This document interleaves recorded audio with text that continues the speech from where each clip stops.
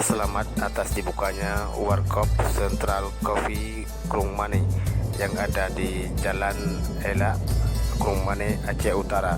Semoga selalu berjaya. Sip, mantap.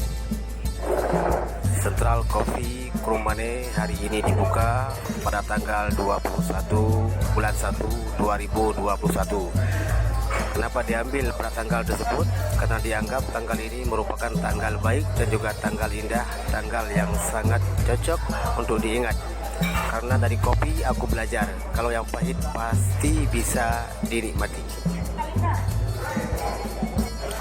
Apalagi yang manis, lebih mantap lagi untuk dinikmati.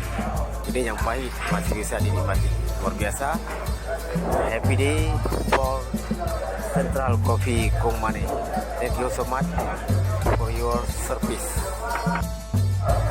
Semoga Central Coffee Krungmane lebih berjaya dan lebih mendapatkan keuntungan daripada penikmat atau pelanggannya.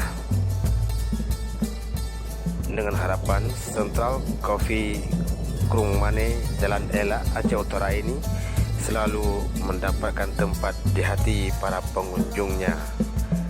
Dan juga banyak sekali pada hari ini dengan grand opening Central Coffee di Krungmane ini, banyak sekali ucapan-ucapan selamat yang dilayangkan oleh para tokoh-tokoh dan juga para pelanggan-pelanggan masyarakat yang utama dari Krungmane ini.